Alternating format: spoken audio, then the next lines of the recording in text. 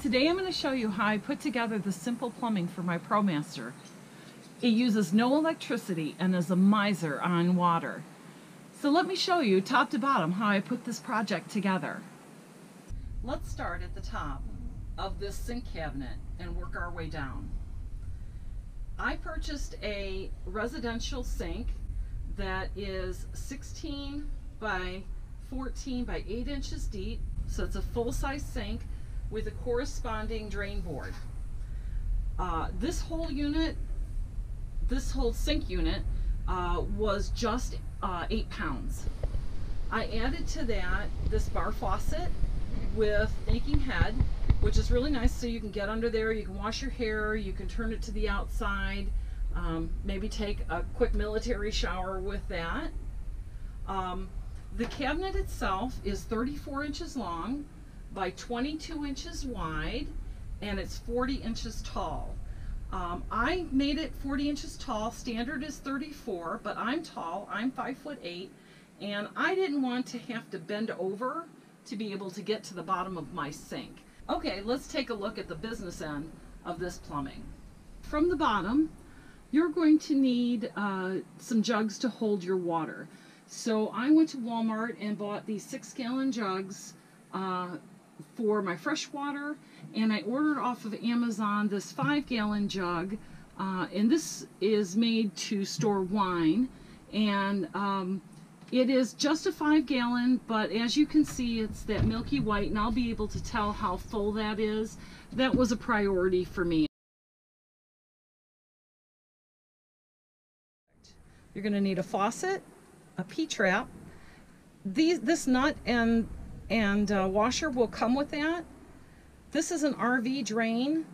It had a coupling like that on this end, but I took it off because I needed to.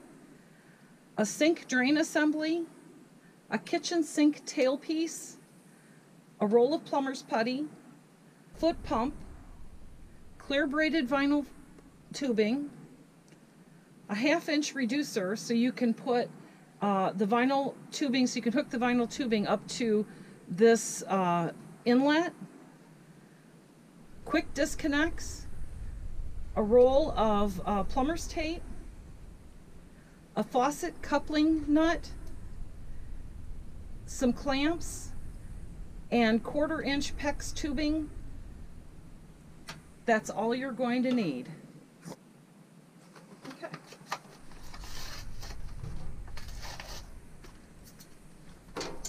Okay, so what we're going to do is we're going to apply a nice layer of plumber's putty in that little ridge in the bottom. We're going to go ahead. We're just going to kind of push that into place, kind of squish it out a little bit. We're going to take this drain assembly and take that bottom nut off. And we're going to unscrew it from the bottom, and you can see that there's a rubber gasket that's going to go underneath the sink. So we're going to lay that right in like that. So underneath we have that rubber gasket and this assembly, and we're just going to go ahead and we're going to thread that on and make sure that it goes all the way up. And we're going to go ahead and tighten that, but we're going to see what happens from the top as we get that tightened. Okay, here on the top, we're going to tighten this down good. There we go, and that is squishing out. I'm just going to hand tighten that as far as it can go. And now I'm going to go ahead and I'm going to pull that plumber's putty out. Oops. Okay, now next is time to install the faucet. I'm going to go ahead and pull this nut off. This nut is going to screw up underneath, and it's what's going to hold it in place. This sink came with 2 gaskets. I'm going to pull the small gasket off, and I'll use that underneath, and this gasket stays on top.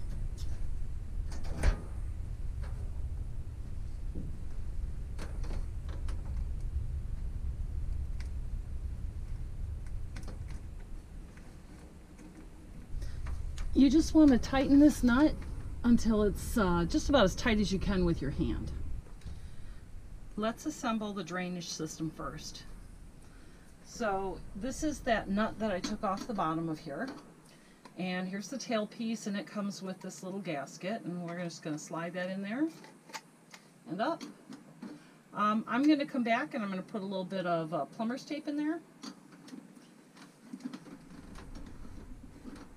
And go ahead and screw that on.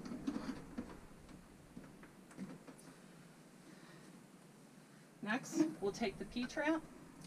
Now this is kind of a little funny duck, but what we'll do on here is we'll take this nut and this washer and we'll slide those up. Let's do that the other way. And slide those up like this. And we're going to slide that all the way in to this little sleeve right there. Slide that up. And we'll bring this nut down and we'll tighten that up in. And that is enough to keep that in place. Now we're going to take that RV drain, and I just wanted to explain to you it would be easier if I had just done this and down into here, but the threads on here wouldn't line up so that I felt like there was going to be a good seal, and I felt if I was going to have to really put it on there that I was going to strip that out and then I would be left with something that was useless.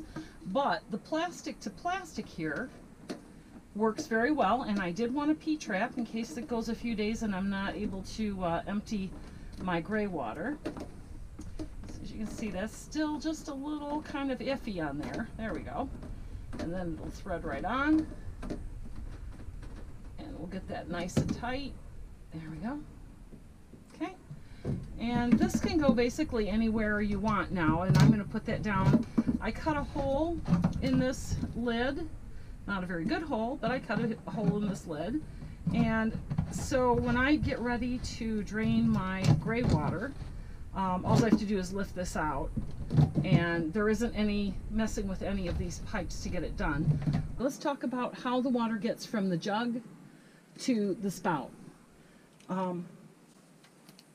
The lid that comes on here has this little disc, and I cut a hole in that disc, and I'll take this quick disconnect and I'll put it on there like that through that hole. Then the PEX tubing, I will thread that nut onto there and screw that on. We're just going to go and we're going to tighten that down all the way that we can by hand. And as far as we can go, we'll go ahead, and this will reach the bottom of the tank.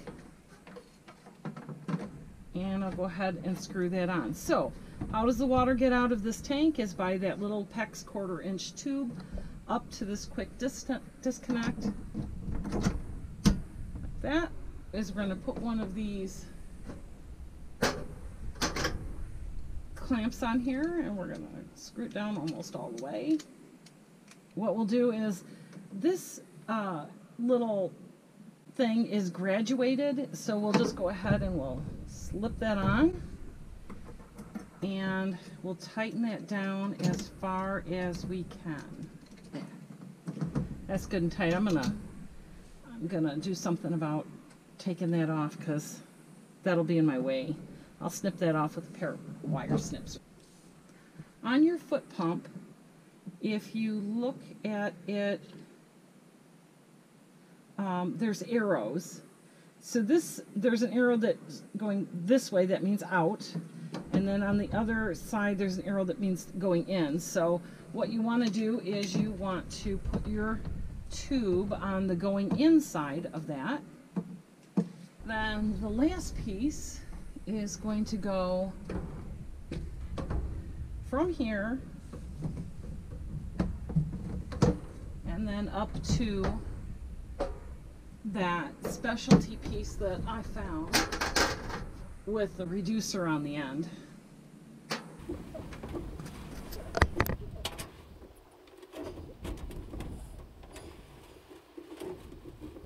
When I run out of water in this first jug, all I have to do is lift and plug it into the second jug.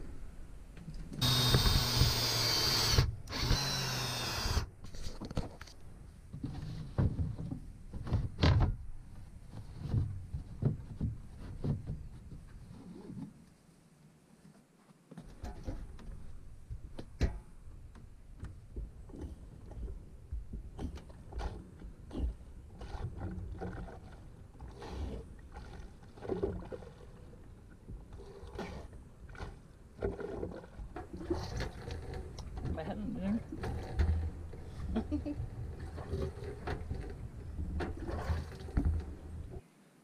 The plumbing is done, and I have had an opportunity to use it for a weekend, mostly just for washing my hands.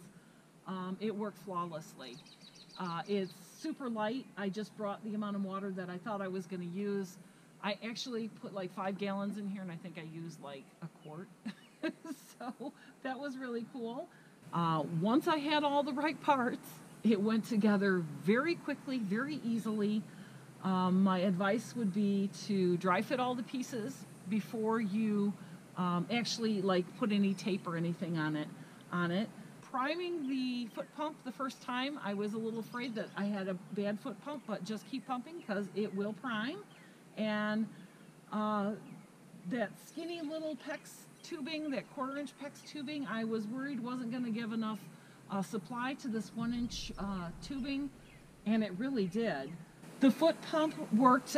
There was so much volume that came out when I was washing my hands. I was really kind of surprised to see how little water was there at the end.